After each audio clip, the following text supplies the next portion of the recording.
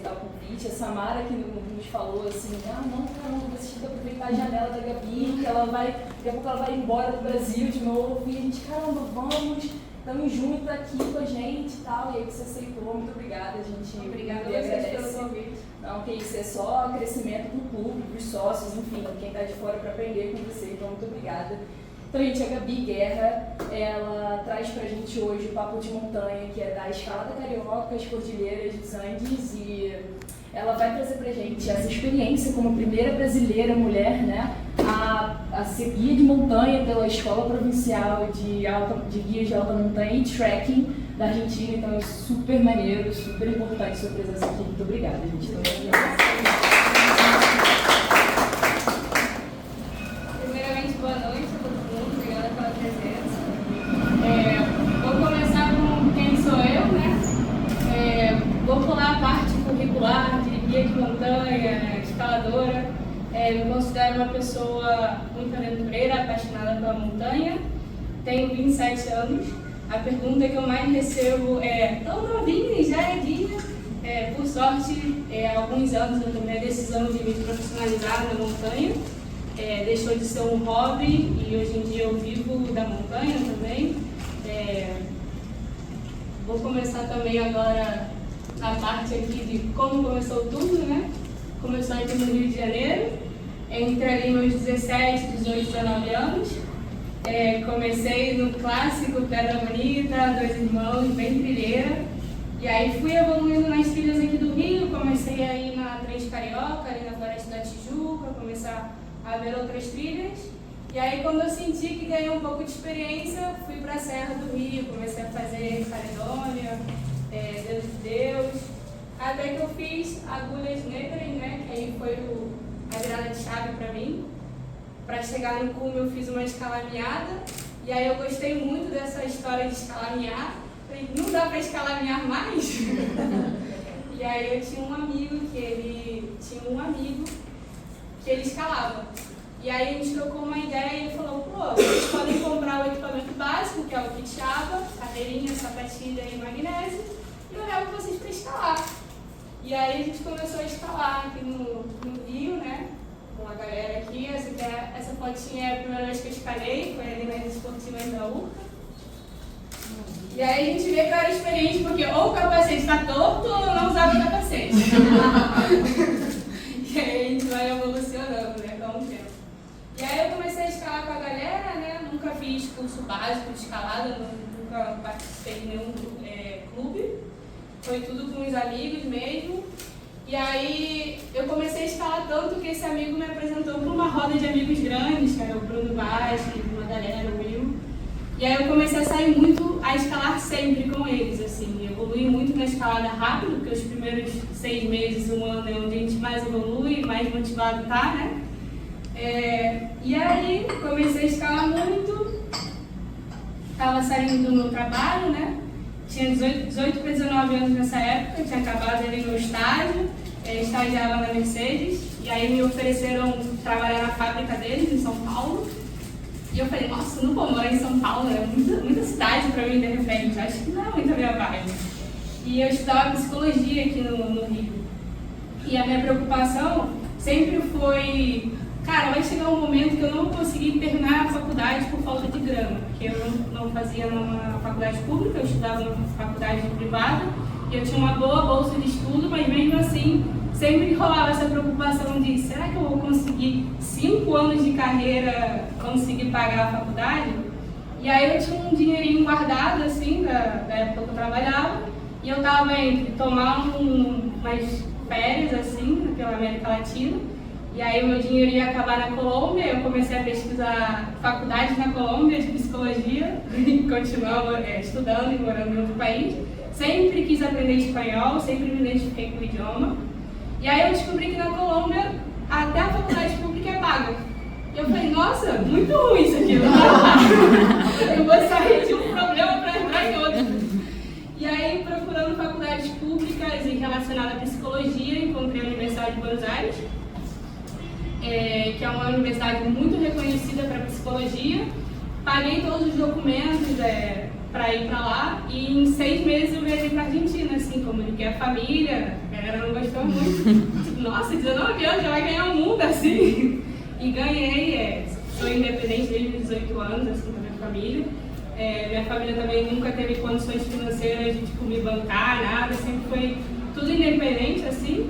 E aí viajei para Argentina, peguei pandemia lá, viajei em 2019, entrei na faculdade de Buenos Aires, fiz o curso de espanhol, porque pra gente é fácil estudar na Argentina, o único requisito é ter o espanhol nível intermediário lá. E aí eu fiz uma prova de proficiência do idioma, aprovei, me inscrevi na faculdade, fiz os 6 meses de CBC, que são matérias relacionadas já ao seu curso. E lá, a coisa mais diferente para entrar na faculdade na Argentina, que é aqui que eles usam o Enem, é que lá você não tem uma fila de espera, pelo seu mérito. Então você fez o CBC, essas 6 matérias, aprovou, você está dentro da faculdade. Você não precisa esperar uma lista, ser convocado, nada disso. Então é 100% pelo seu mérito. E eles têm um estilo de estudo diferente, é muito, olha, lê isso aqui, vai cair isso, vai para a aula com tudo isso lido. E aqui é tudo mastigadinho já pra gente, desde o ensino médio. E aí também me acostumar com isso foi um pouco diferente pra mim. Enfim, chegou a pandemia, nessa época eu namorava, minha companheira era de Mendoza. Quando abriu as fronteiras dos estados, a gente viajou pra Mendoza, me apaixonei por Mendoza. Falei, nossa, tem tanta montanha aqui, será que não dá pra morar aqui? Não gosto de Buenos Aires, eu tava cansada, muita cidade. Buenos Aires é super parecido com São Paulo, assim, aqui no Rio. A gente tem cidade, mas tem natureza, né? Então a gente dá uma relaxada sempre. Em Buenos Aires não, para relaxar é 7 horas, 8 horas de viagem, não tem como tanto. E aí eu li uma nota no blog de escalada sobre um brasileiro, o Eduardo Tonetti, que largou tudo em São Paulo e foi estudar numa escola de guias de alta montanha lá em Mendoza. E aí eu comecei a pesquisar sobre essa escola e descobri que nenhuma mulher tinha feito. E aí isso me incomodou muito na época, porque tipo, cara, já tem 2 homens que fizeram essa escola e não tem nenhuma mulher?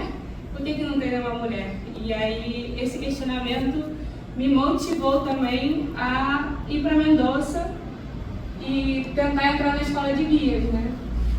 E aí eu fui, voltei para o Rio, fiquei 1 ano, fiquei trabalhando aqui, juntando grana. E comprei a passagem para o ano seguinte, assim, 1 ano depois.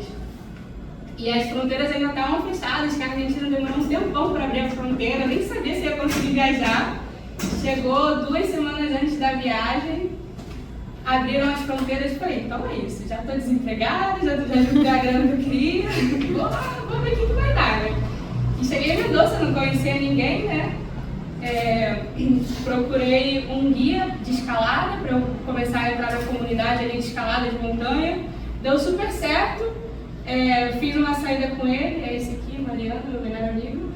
E a gente teve uma conexão tão linda que a gente virou amigo, assim, pô, cara, não precisa me pagar não, a gente pode ser acordado. Você escala bem, não precisa pagar guiada e tal. E aí eu comecei a me introduzir na comunidade, assim, de montanha e de escalada.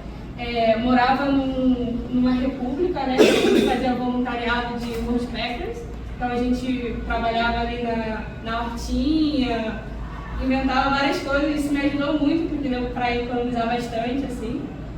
E voltei a escalar, porque quando eu fui para Buenos Aires eu parei de escalar, né? Lá era só cidade e eu nunca fui de escalar de muro, assim, resina, nunca foi meu forte.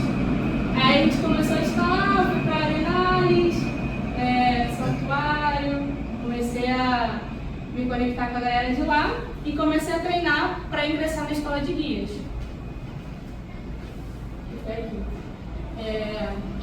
O grande desafio para entrar na escola de guias era a corrida. São 2 dias de prova, a escola é pública e gratuita, isso é muito bom. Sou super fã da instituição porque ela é uma instituição formadora. Então, eu cheguei 0 montanha na escola de guias e saí como guia profissional. Eu valorizo muito isso. A gente tem outra escola de guias em Bariloche, que é super famosa, você já sai com a titulação IAGM, só que é uma escola certificadora, então você paga pela certificação. o currículo que eu apresentei para me formar na escola, que foi ao final do terceiro ano, para entrar em Bariloche você tem que apresentar esse currículo já completo.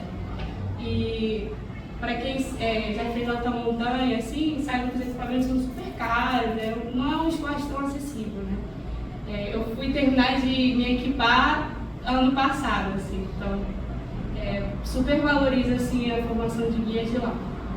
Aí eu entrei numa assessoria, esse carinha de verde, ele era guia também, já formado, então ele criou uma assessoria para treinar os futuros aspirantes da escola de guias. Então a gente, 3 vezes por semana, treinava as provas de destreza, começamos a correr. Eu nunca tinha corrido mais de 5 km na minha vida e eu tinha que correr a carreira para entrar na escola 23 km na montanha. Então esse foi o grande desafio assim, para mim.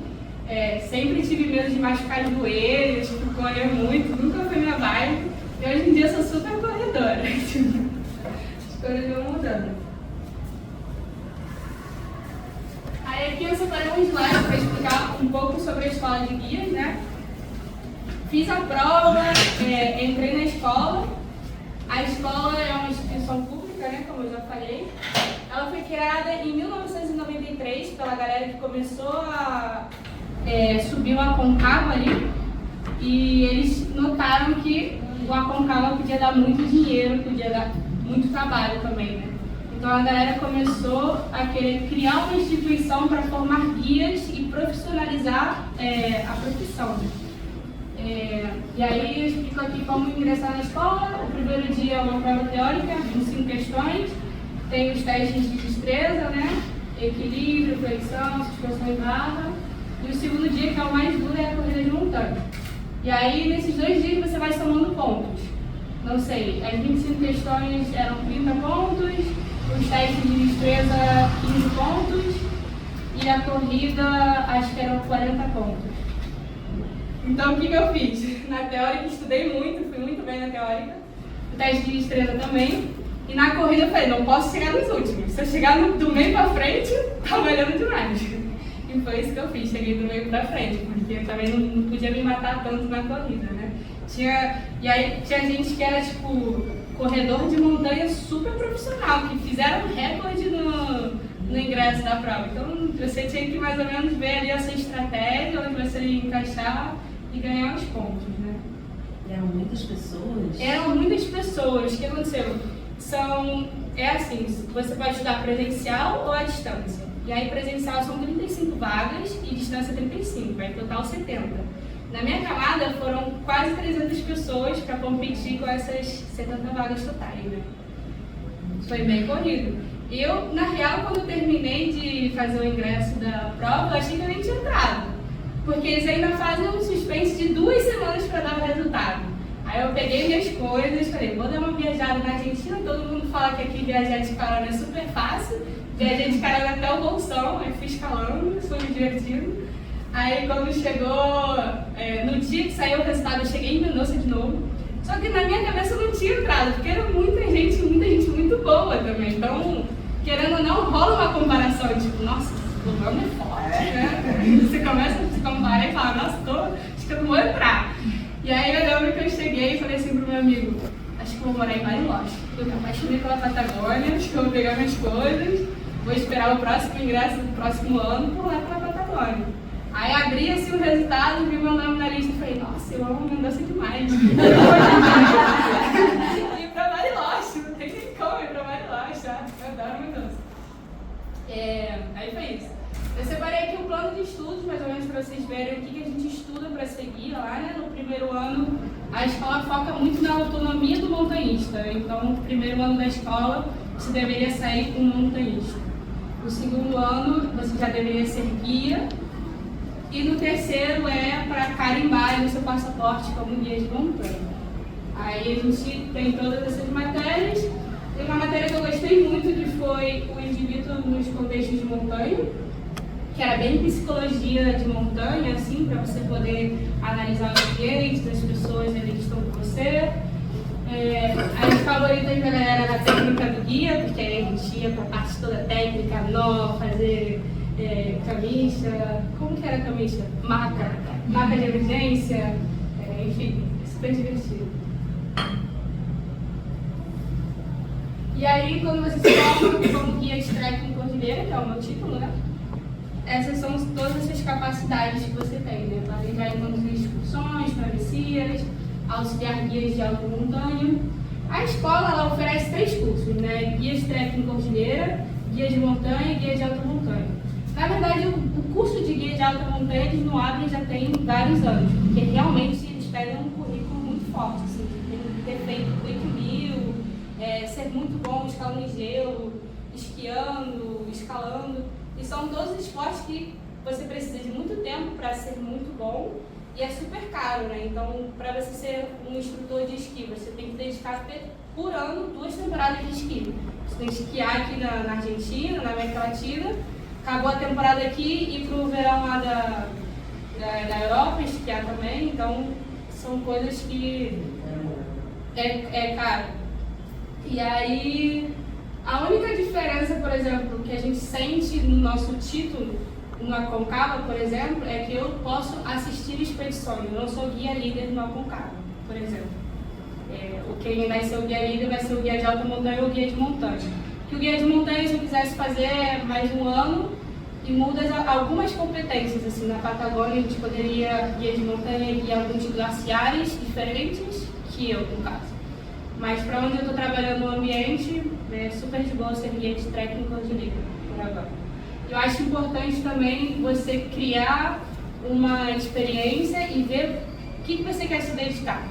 Eu me formei, vai fazer 2 anos agora, né? Eu entrei na escola em 2022, e esses 2, 3 primeiros anos eu estou vendo o que eu quero fazer.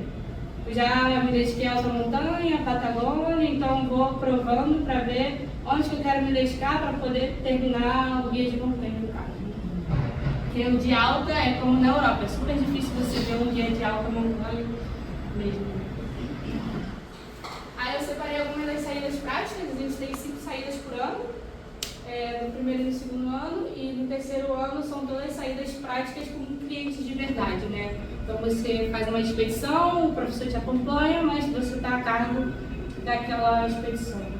Aí a gente tem saída de navegação, essa é muito legal porque eles deixam a gente num pequeno desertinho, assim, em Mendoza, com uma bússola e um mapa. E desenha alguns pontos pra gente, a gente tem que sair até, não sei, 10 horas, e a gente tem que caminhar 20 km ligando ponto a ponto. Super divertido porque é uma das saídas que eles deixam a gente mais soltos, assim. E a gente sempre trabalha com grupos aleatórios. E isso é muito bom porque, mesmo tendo muita afinidade com certas pessoas do grupo, é muito importante trabalhar com pessoas que você não tem afinidade, né? Então, isso é bem bom.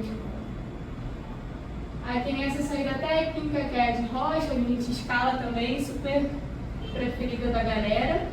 No primeiro ano, a gente é os clientes dos alunos do segundo ano, né? Aí, quando a gente chega no segundo ano, inverte os papéis e a gente faz os guias. Essa saída é bem legal porque eles montam um parque de aventura em um lugar que se chama São Rafael, em Mendoza. E aí a gente monta a tirolesa, aí vê sistema de poleia para montar a tirolesa. Aí todo mundo passa pela tirolesa, joga mochila, é muito divertido. Aí tem a saída de neve. A saída de neve a gente foi num lugar que se chama Passo Peuente, que está na fronteira com o Chile. E a gente fez um iglu para passar a noite. Essa era a nossa consigna. Foi muito divertido porque os professores eram grupos grandes de 12 a 14 pessoas e a única consigna era: vocês têm que montar um refúgio de neve, né, para passar a noite. Vocês podem passar a noite deitados, dormindo, sentados, como vocês quiserem. E o meu grupo estava muito motivado, tipo, não, a gente vai fazer um iglu para todo mundo dormir no iglu. Pô, a gente não vai ficar, tipo, sentadinho. Porque teve alguns grupos que pensaram, não, vamos fazer um iglu, fica todo mundo sentado, a gente faz uma redoma no meio com um foguinho e passamos a noite. A gente, não, a gente vai fazer bem feito, vai dormir todo mundo. E aí a gente conseguiu fazer o iglu. Foram muitas horas de trabalho e só deu certo porque a gente conseguiu organizar bem as funções. Então, você é boa de cortar a neve e fazer blocos de neve como se fosse tijolo, essa vai ser a sua função. E aí, cada um foi aceitando sua própria função dentro do grupo, e aí foi que a gente conseguiu fazer a coisa andar, assim. E do final dormiu todo mundo deitadinho. Aquela foto ali no final, a gente fechando o iglu, assim, é muito legal, porque se você não fizer a parede meia negativa, quando chega na hora de fechar, você não consegue fechar. E era importante fechar e deixar um buraquinho assim em cima para o ar poder sair, né?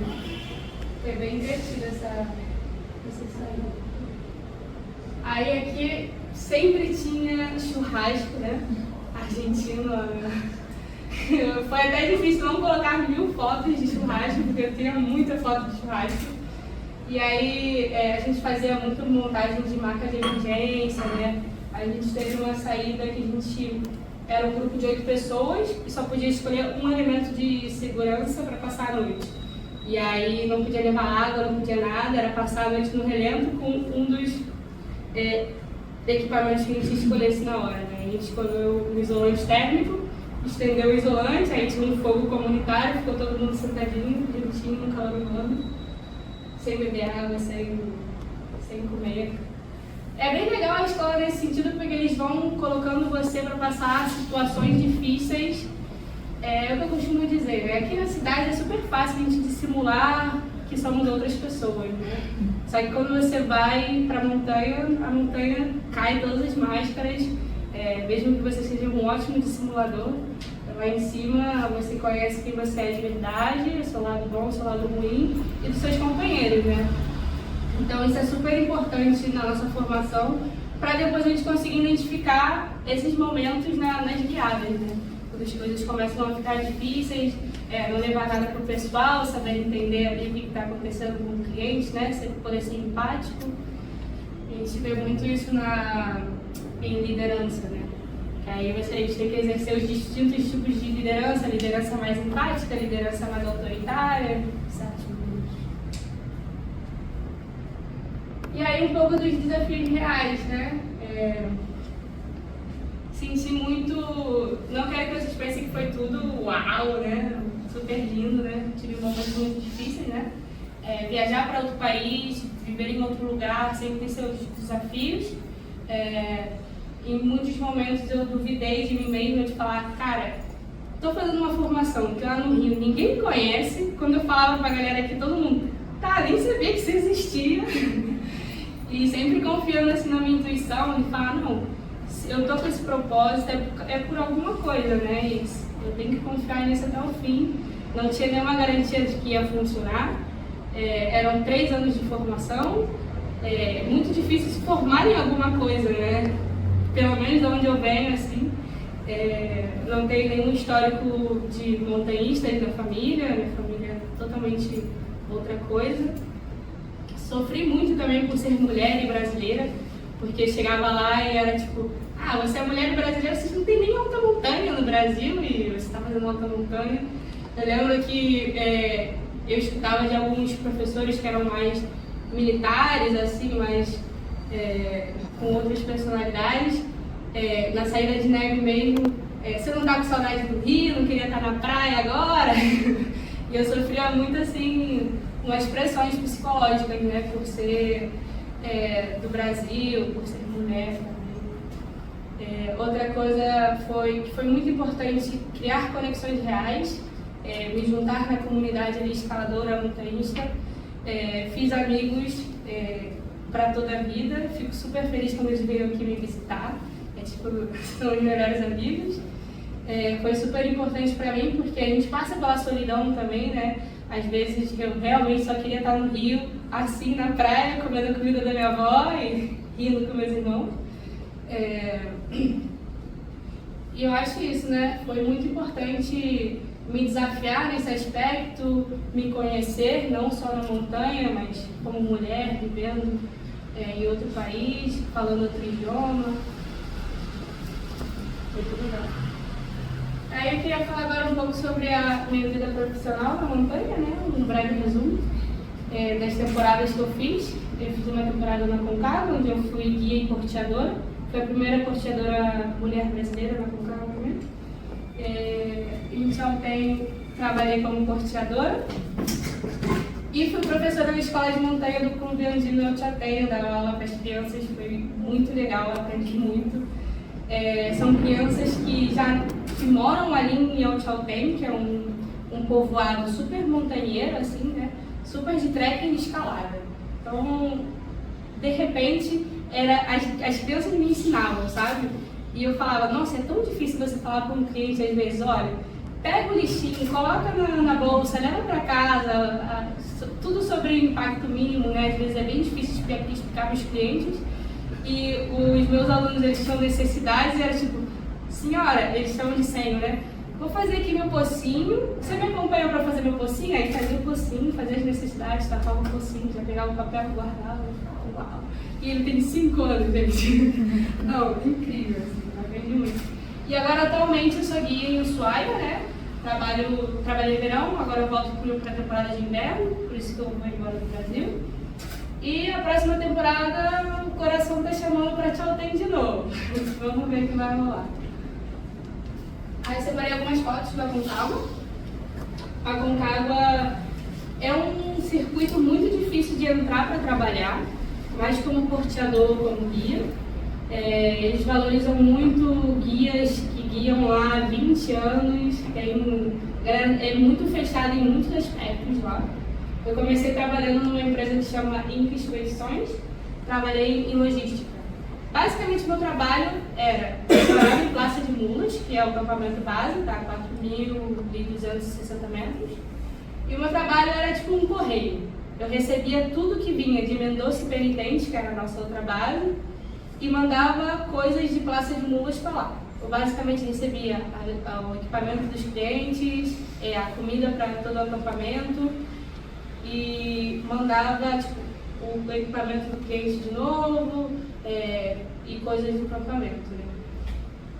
Aí tem algumas fotinhas. O curioso da Aconcagua é que, não sei se vocês já viram fotos do acampamento base lá. É tudo vários domos, assim, é uma cidade gigante. Falta um McDonald's lá em cima, porque você tem tudo, realmente. Você tem um café gigante, se você quiser festa, tem festa num domo, tem muita bebida, é grande. E o curioso é que quem monta e desmonta o acampamento somos nós, né? E fica só montar as estruturas do domo, então a gente sobe, a temporada começa em novembro, a gente sobe muito antes das expedições para montar todo o circo para a galera. Então a gente vai montando os domos e é como se fosse um glamping, assim, no Aconcagua. Então você tem um domo que é o refeitório, onde você vai jantar, tem um domo específico para a cozinha, tem um domo de alongamento, é super montado assim para os turistas, né? Mais que nada os turistas americanos. E tem muita gente que compra um pacote turístico para o Aconcagua e nunca fez montanha. Acontece muito com os americanos, às vezes, sei lá, eles estão na casa deles, procuram o que fazer nas minhas férias, compram um pacote turístico para o Aconcagua. Aí chega lá, nunca fez outra montanha. E o Aconcagua é a montanha que a gente tem mais alta das Américas, né? Que tem quase 7.000 metros de altura. Não é uma montanha para você fazer escola, né? É uma montanha para você, com experiência, depois de ter feito várias montanhas, tentar fazer o cume, né? E aí acontecia muito da galera chegar e falar, não, eu não paguei para isso. Não quero ficar aqui, vou pegar meu helicóptero, $3.000 o helicóptero e descer até Mendonça. Acontecia demais. Tipo, não quero andar, não quero fazer isso. Enfim, super comum. Aí eu separei algumas fotos, assim, a gente brincando também. Foi muito legal a temporada na Aconcagua, de novo, a comunidade, assim. De repente, pessoas com funções muito diferentes dentro do acampamento, manutenção, cozinheiro, porteador, guia, todo mundo era uma grande comunidade, onde nos reuníamos no Dom Staff para jantar, para almoçar, a gente se revezava para limpar os banheiros também, era tipo uma grande comunidade, foi muito legal. Todo domingo a gente fazia churrasco, esse daqui foi pro Natal, a gente fez umas costelas gigantes assim. É meio ruim para quem é vegetariano e vegano, não vou negar. Mas assim, se você gosta de carne, os argentinos são bons de fazer carne. Aí tem uma fotinha ali eu fazendo um churrasquinho, vamos. Aí separei algumas. Esse aqui é o cume, né? Do Aconcagua, atrás dessa grande pedra. Essa é a vista que a gente tem de Plaça de Mulas. Aqueles containers ali são os guarda-parques. Aquele entardecer foi o entardecer mais bonito que eu vi na minha vida, em Linda de Pombras. É o segundo acampamento de altura, né? Lá da Aconcagua. E ali a gente pode ver essa estrutura que fica do domo quando a gente desmonta, né?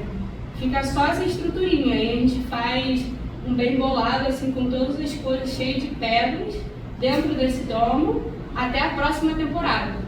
Então quando a gente chega, a gente vai desfazendo todos esses bem bolados, jogando a lona de novo e montando domo por domo. É um trabalho bem duro, começa em novembro e termina 1º de março, é a data limite que a gente tem para sair do parque. Aí a melhor época para tentar fazer cume na Concagua é janeiro e fevereiro. Janeiro são as melhores brechas e as expedições começam a entrar em dezembro. E no final de fevereiro, quando desce a última expedição do último acampamento de altura, a gente já está desmontando tudo. Já sobe os porteadores, né? Nós montamos todos os acampamentos de altura. Então, você fez o cume, não? Fiz cume. A gente vai subindo com tudo na mochila, montando os acampamentos e porteando todo o equipamento dos clientes. Né? Tem cliente que paga o porteador e tem cliente que não, a maioria paga porque é mais chances de você chegar no cume. A altura é uma inimiga, assim, é uma carta branca, eu digo, porque às vezes a pessoa está super forte fisicamente, mas tem o fator altura que pode jogar em contra ou não da pessoa, mesmo ela sendo muito forte. Por isso que tem que estar super atento com o ego assim na montanha, mas na alta montanha de falar, não, tô mal, tenho que descer, e geralmente a galera não fala, não, tô mal, vou descer. Por isso que é importante o papel do guia ali, né? Eu fiz muita guiada de dia de cume, que era basicamente, eu morava em Plácia de Mulas, né, porque era porteadora, e chegava um guia líder e falava, olha, tenho 20 clientes, desses 20 clientes eu acho que 3 não vão chegar, preciso de um guia extra. E aí eu saía do dia de cume com eles, ia para Cólera, que é aquela segunda fotinha ali, que é o último acampamento, subia até Cólera, acompanhava a expedição, e quando chegava o momento do cliente não poder mais, eu cortava esse ciclo e falava, olha, daqui para baixo a gente tem que descer, você não está bem, explicava toda a situação, e levava até Cólera outra vez do cliente, assistia ali ele, né, dava chá, comida, alimentava, e depois voltava para a Praça de Mulas. Fazia muito guiada de cume, que para mim foi o melhor, assim. Porque senão a expedição você tem que ficar 20 dias com os mesmos clientes, o que é legal, mas não é muito meu estilo de guiada. Eu prefiro mais guiadas durante o dia, se rolar a conexão e ser com os amigos, vai ser muito legal, e se não rolar, eu vou ficar na minha casa, vou ficar tranquila. E aí são algumas fotos, aquela foto ali é a foto do clube. Isso aqui é a escadinha que a gente tem para chegar em Cólera, o último acampamento. O último acampamento está a 6.000 metros.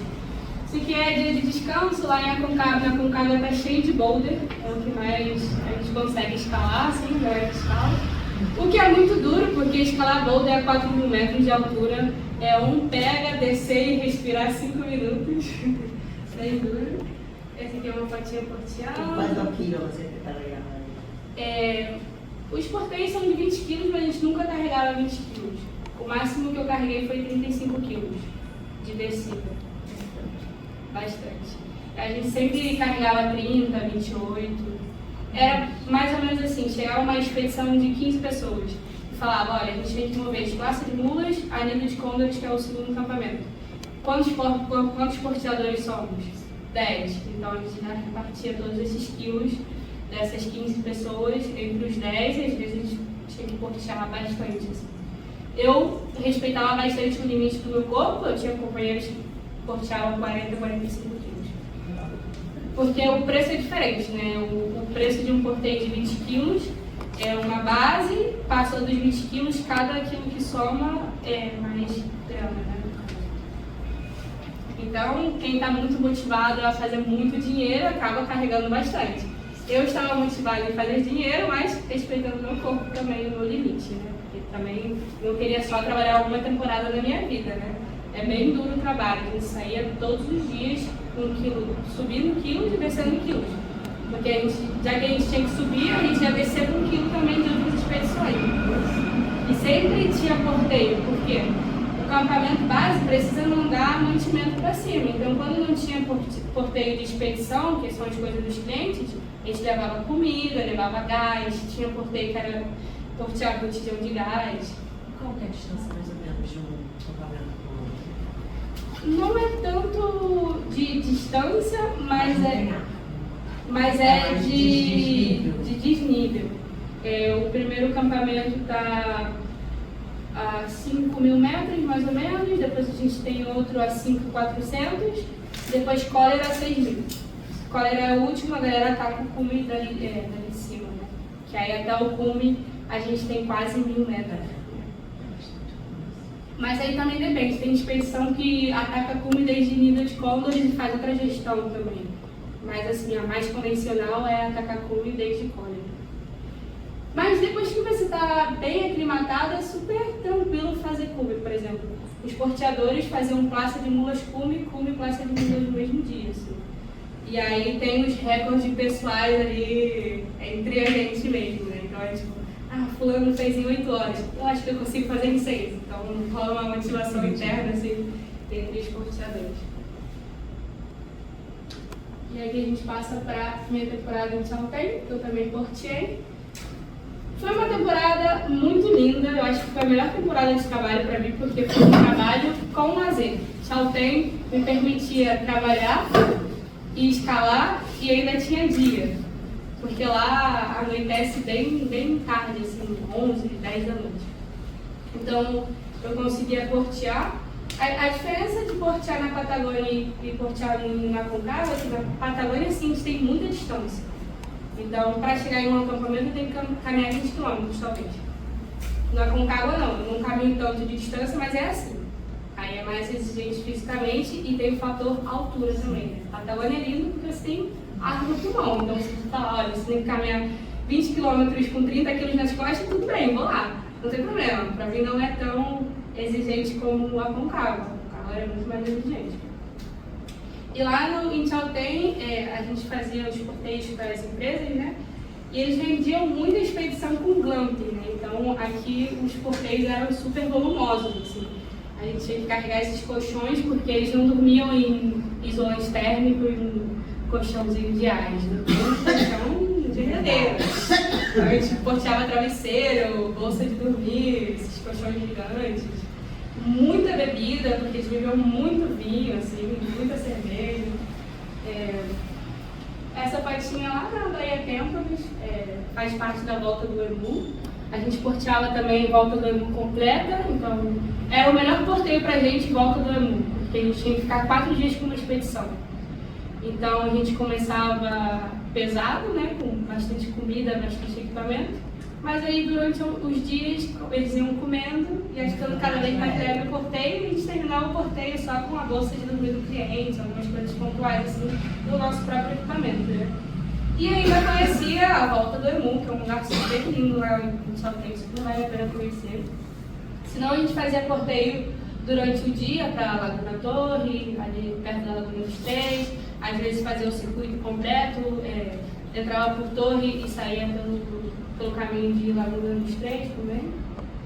Mas foi bem tranquilo pra mim essa temporada, assim, porque foi onde eu mais escalei na minha vida. Eu saía de trabalhar e escalava, aí meu dia livre eu escalava, eu só sabia escalar. Aí escalava boulder, esportiva, parede, fiz uma agulha lá em Chaltén também, agulha DS, não cheguei no cume, mas fiz da aplicativa. Muita motivação de escalada, assim, em Chaltén. Aí aqui é uma fotinha do boulder. Essas são dos meus aluninhos lá do Clube Andino. Foi muito legal porque eles estavam de férias, né, as crianças do povoado, então o clube ele tem essa iniciativa deles caminharem, assim, conhecerem distintos lugares ali de Chaltén.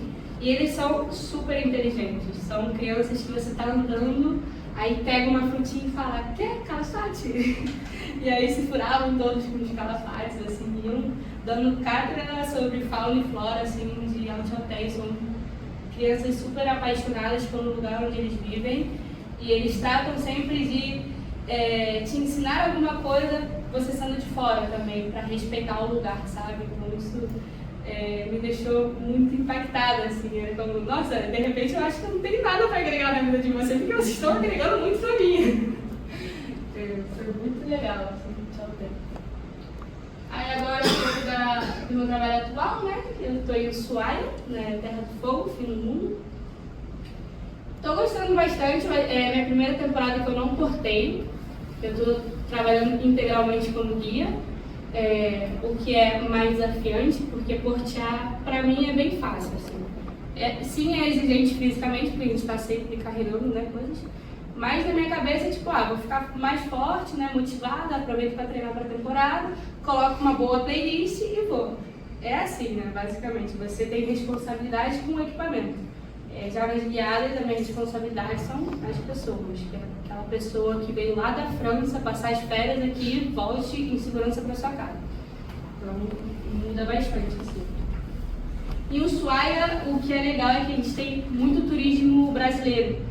Então, vira e mexe, eu estou falando mais português que espanhol e isso é bem divertido. E a galera fica muito, você é do Rio, o que você está fazendo aqui em Ushuaia? A galera fica chocada, assim. Muito legal. Aí os sendeiros lá mais famosos é a Laguna Esmeralda, Vince Guerra e o Albino, né? São todos trekkings pelo dia, então é um formato que eu estou gostando bastante de tipo, trabalhar durante todo o dia e voltar para casa. Na Concagua eu não conseguia fazer isso, né? Eu morei 4 meses no campamento base e eu estou gostando bastante, é um pouco mais de conforto, assim, né? Eu acho. E Chaltén eu dormia na barraca também. Então, é a primeira temporada que eu tenho uma casa, assim. Então, eu chego em casa, consigo dormir, fazer comida, lavar roupa, super importante. Em Chaltén, a Concagua, a gente lava a roupa na mão, então é muito mais hostil, assim. Estou gostando porque é uma temporada legal. O terreno, assim, é muito legal ali em Ushuaia. A gente tem vários glaciares, onde a gente tem mais glaciar. Então, o terreno é super bonito. O turismo é muito legal também. Tem muita galera que vem para Ushuaia por causa da Antártida, né? Porque a gente está bem perto ali, a gente está mais perto da Antártida que de Buenos Aires. Então tem muita expedição científica, assim, então de repente você está guiando um grupo e são cientistas, eles estão te contando pesquisas sobre a Antártida, então é super interessante, super enriquecedor. Estou gostando bastante de lá. Aí separei algumas fotinhas das paisagens, algumas escaladinhas. Lá em Ushuaia a gente tem um órgão responsável por cuidar da trilha, assim, mas o trabalho é bem voluntário entre os guias. Então a gente fez construção de boas pontes, assim, para preservar o ambiente e tal.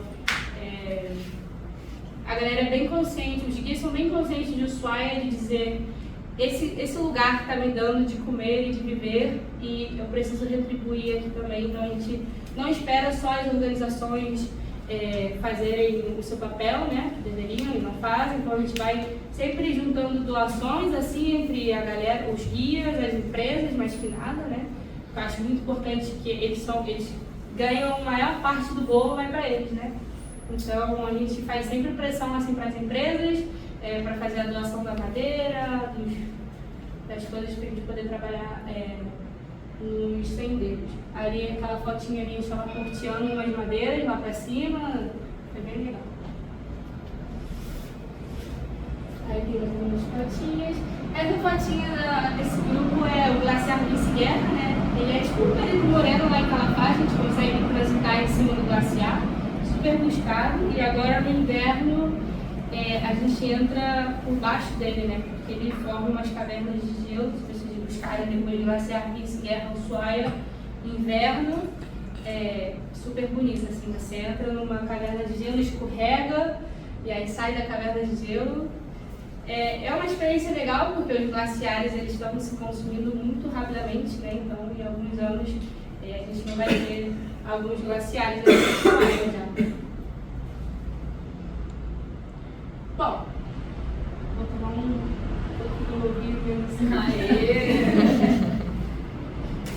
Por favor, uma foto aqui do meu ouvido. Perfeito. Aqui com mole, sim, muitíssimo. Para finalizar um pouco aqui nossa conversa, queria falar um pouco do que a montanha me ensinou, né? Separei algumas palavrinhas chaves assim para mim. Humildade essencial na montanha, né?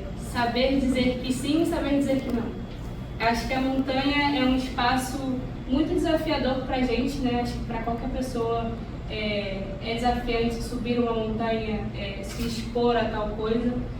Mas eu acho super importante respeitar os limites. E às vezes na montanha a gente não sabe onde que eu posso empurrar no limite e quando eu tenho que voltar um passinho para trás e falar, não, até aqui eu cheguei. Acho que essa é a parte mais difícil, não só para os guias, mas para qualquer montanhista, assim.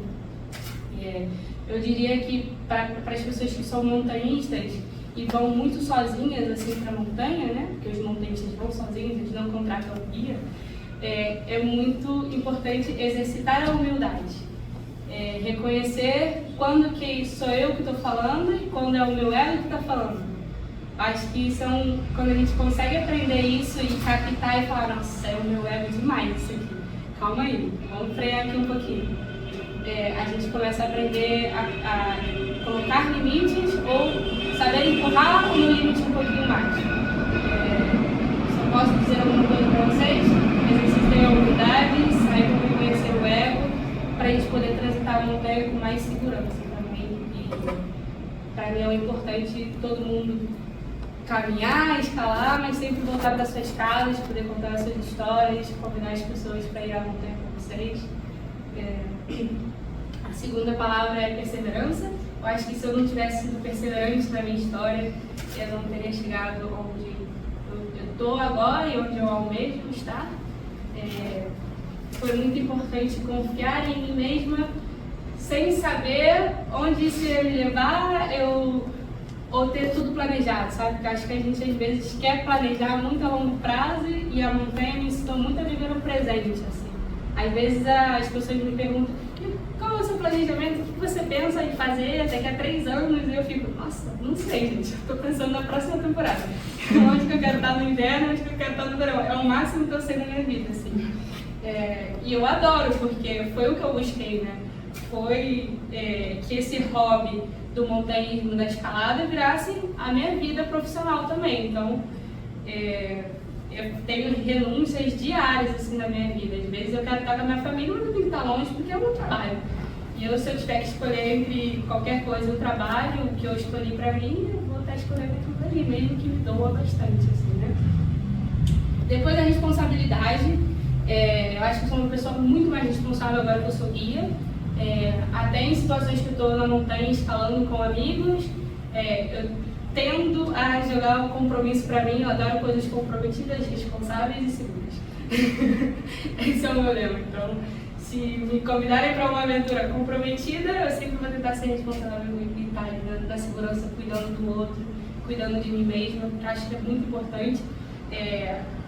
Se vocês tiverem a possibilidade de fazer, por exemplo, o WFR ou o WFA, aqui acho que é super importante porque você consegue brindar segurança para a pessoa que está com você ali, né, passacordado. Então, eu quando vou escalar com uma pessoa que fez um curso e está ali nos mesmos parâmetros que eu me sinto super cuidada também. Eu acho que é isso, né, de poder cuidar das pessoas da montanha. Depois, comunidade, claramente, cheguei onde eu cheguei porque alguém sonhou meu sonho comigo, alguém me deu a mão, alguém me recebeu, me acolheu, me deu um abraço. Sou muito feliz com a comunidade da escalada e da montanha.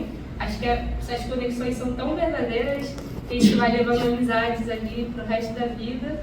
Às vezes eu quero me dividir e estar em vários lugares para estar com todos os amigos.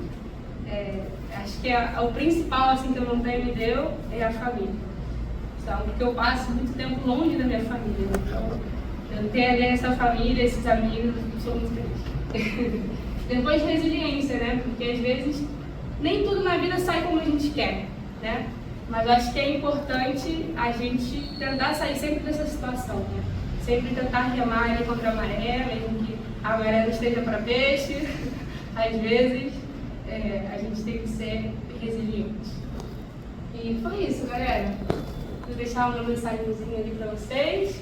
Obrigada pela presença, por estar aqui escutando a minha história, né? Que não é hoje eu não quis trazer uma uma história sobre trajetória de cumes, conquistas, acho que não ia muito por esse lado, ia mais por um lado mais pessoal, assim. Obrigada.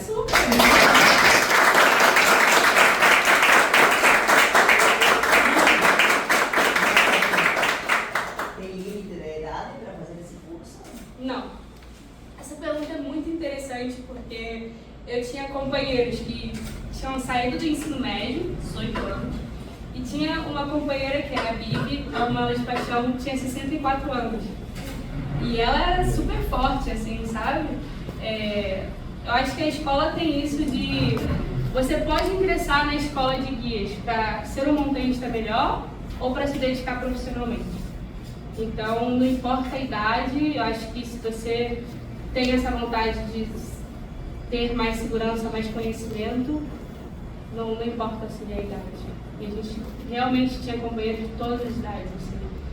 Companheiras que eram mães, que se dividiam na maternidade, no trabalho, chegavam para a aula, davam todos os seus pulos para poder fazer as saídas técnicas, pais, avós, tinha de tudo realmente.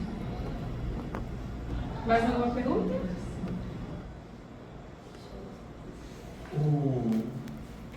Sobre o formato do iglu, assim,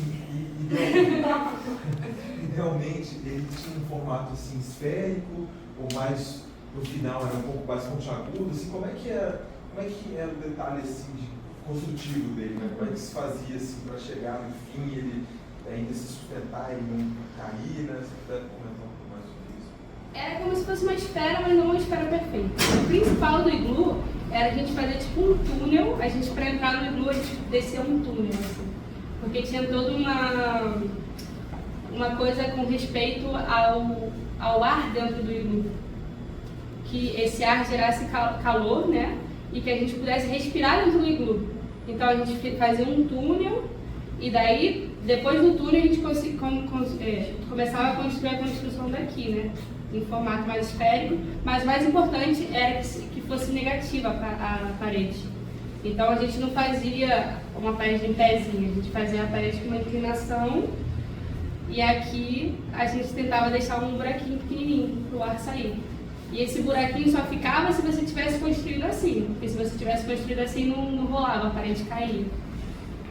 E aí, por ser neve, a gente pegou uma qualidade de neve muito boa, então a gente apertava a neve e ela ficava. Então você fazia, né, a construção e ia apertando tudo e ficava uma parede. No outro dia, a gente teve que desmontar o iglu. A gente demorou mais para desmontar o iglu do que para construir. Porque como passou a noite, né, fez mais frio e a neve ficou mais durinha. Virou gelo, então a gente, eu não coloquei, mas tirou uma foto em cima do iglu todo mundo paradinho, assim, porque estava duro já a parada. E como ali era a área que esquiava, né, era muito perigoso deixar o iglu armado, então a gente teve que pegar, assim, e tentar derrubar ele de todas as maneiras possíveis. E apesar do buraco, né, e dessa troca de ar do interior do iglu com o externo, ele ainda oferecia uma retenção considerável assim, de calor. De calor, né? sim. A gente morreu de calor dentro do iglu, porque ficou uma construção bem feita, né, no caso. Nessa situação, com ou sem a fogueira construída dentro? Não, a gente nem usou fogueira. Só de você ter feito, depois você vê uma foto de como é um iglu por dentro. Só de ter feito o túnel, já criou essa massa de ar que a gente precisava para manter tudo quentinho, assim. E aí a saída de ar era o buraquinho em cima, que aí a gente conseguia respirar. Quantas pessoas entraram nesse iglu? 14 pessoas deitadas. Era grande, era gigante.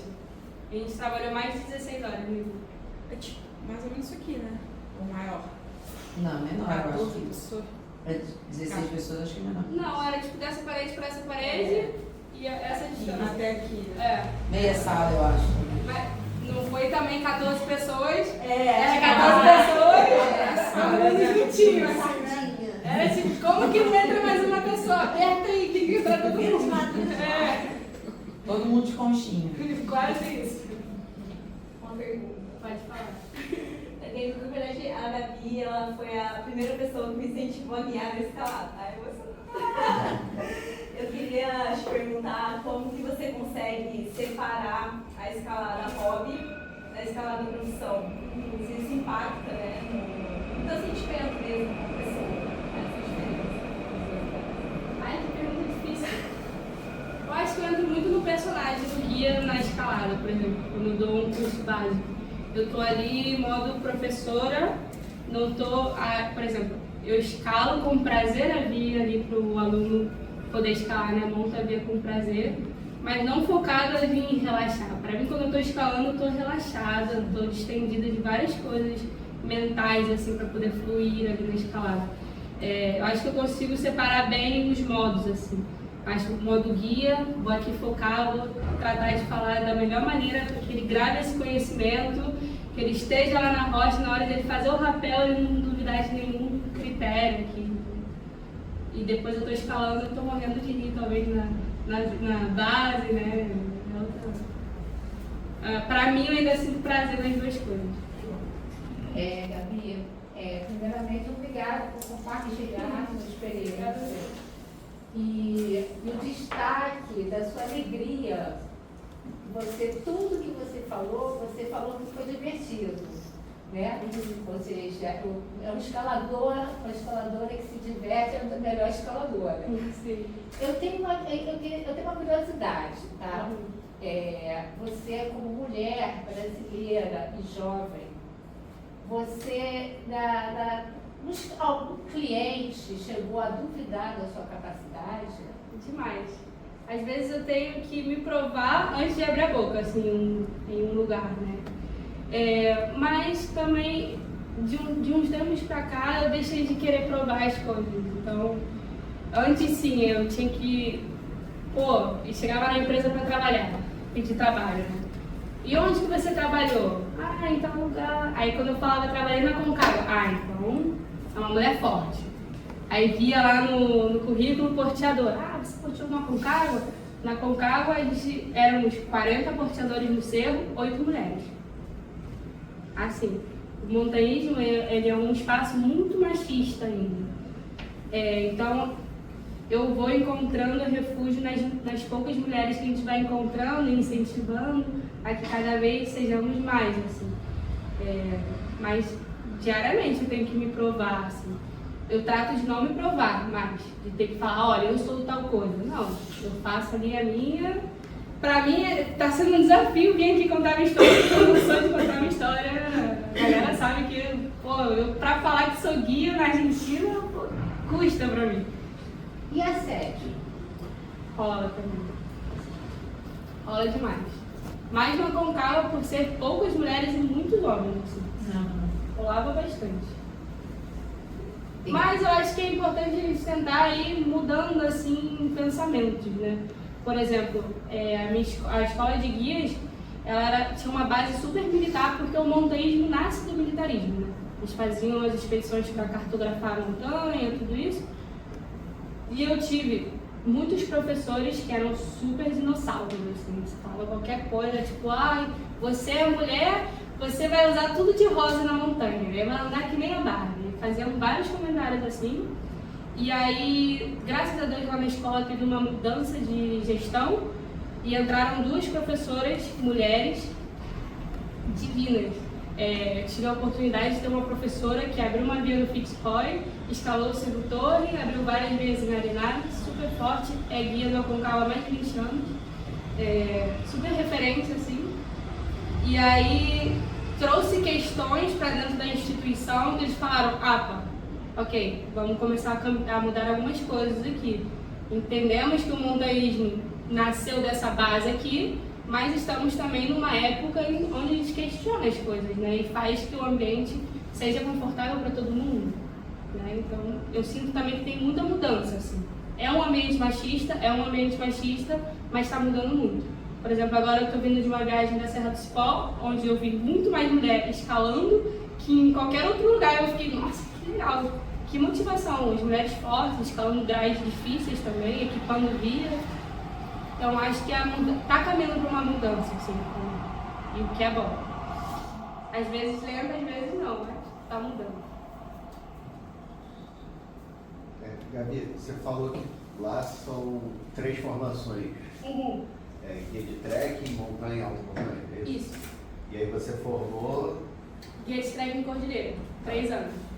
E eu perguntando porque eu acho que eu não pesquei quando você falou. Sim. Você vai fechar o currículo para poder ser considerada guia de montanha ou você tem que fazer ainda alguma...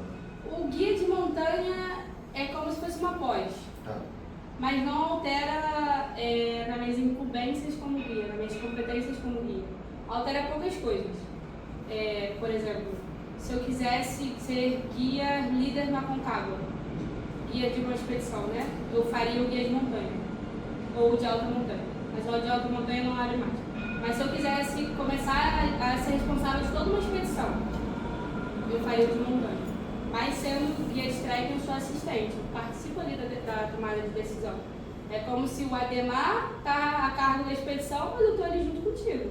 Então as decisões não estão sendo tomadas só por você, mas você carrega essa responsabilidade maior. Assim. E aí depois de você levar esse aspecto para a Patagônia, eu guiaria, por exemplo, volta dos gelos continentais como guia de montanha. Não sei se você conhece essa travessia. Mas como guia de trekking eu posso guiar a volta do Emu. Uma coisa assim. Muda algumas... o que eu posso fazer de sendeiro, assim, de trilha. Algumas outras, assim. Mas depois de cota de altura em alta montanha eu não tenho. Eu só não posso ser guia líder na Aconcagua, porque o Aconcagua é um parque provincial, nível estadual. Então eles têm uma lei específica. E com essa lei eu não consigo guiar como guia líder. Mas se eu for em Catamarca, Orros del Salado, 6.700 metros, eu posso ser guia líder. Porque eu não tenho um limite de cota de altura no meu título. Eu tenho que respeitar leis de parques. Né? Parque Nacional tem sua própria lei, Parque Estadual tem sua própria lei. Aí como a Aconcagua é um parque estadual, eles têm uma lei diferente. Assim. Você teria, inclusive, que entrar na panelinha.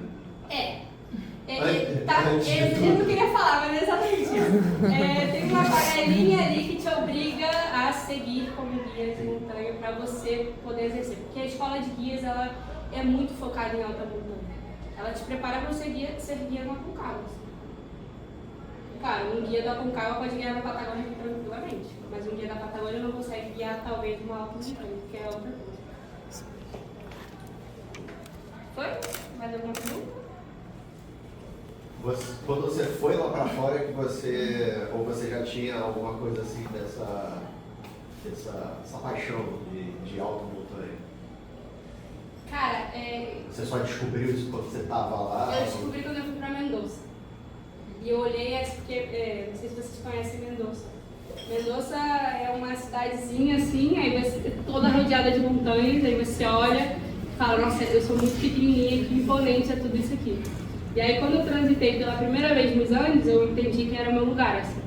E, nossa, eu me sinto muito em casa aqui, quero estar fazendo isso pra minha vida, assim. Foi uma conexão que eu tive com os Andes, assim. Foi um chamado, inclusive. E o que você tem de desejo? Projetos? Tudo bem, vai primeiro próximas temporadas. Próximas Não temporadas? precisa ser tão longe, vai. De trabalho ou de projeto pessoal? Pessoal. Pessoal. Meu grande projeto de vida é escalar o FITS em cordadas feminino. Eu tô olhando pra minha cordada ali, ó. Aí, bota fé. Fazer cordada feminina no FITS brasileiro. Esse é o meu projeto de vida, assim. Depois o que rolar, rolou. Mas, assim, meu grande desejo, por isso que eu volto para Tchaltén agora, para voltar ali a conectar com o cordão do Fitzroy, almejar uma Guisnomea, projetos ali para me preparar para esse grande projeto que é o FITS. Assim. Aí depois o que rolar... Tem uma torcida grande. Acho que projetos a gente tem vários, assim, como montanhista. Eu tive a oportunidade de realizar um projeto que eu fui com 4 mulheres, a gente fez a primeira expedição feminina, a Quebrada da Jaula, que é uma quebrada que está atrás do cordão do Cerro Plata. Não sei se vocês conhecem o Cerro Plata em Mendoza. É uma montanha de quase 6.000 metros, a maior ali do Vale dos Cipros. Então a gente chegou no colo do Plata e desceu para o outro lado. Por isso que chama Quebrada da Jaula, porque você não consegue voltar para onde você desceu. Você tem que sair pelo outro lado e são 2 dias de caminhada, quase 30 quilômetros. Então era uma expedição super comprometida de chegar no colo Eu lembro que a gente chegou no call, se olhou e falou, a gente vai descer e estamos todo mundo comprometido nisso aqui, não estamos? Tá. A gente se emocionou, chorou, desceu e foi tentar fazer primeiro o cume de mulheres, numa montanha lá, não rolou de fazer o cume, rolou muito aprendizado, voltamos, saímos pela quebrada, passamos 12 dias juntas dentro de uma quebrada, num vale, onde éramos os únicos seres humanos. Assim. Então rolou uma conexão super forte com as meninas, são minhas irmãs da vida, assim, até hoje. Mas a gente vai realizando projeto, mas assim, o grande projeto Fix Rock. Foi, estamos todos contentes? Obrigada, pessoal. Obrigada.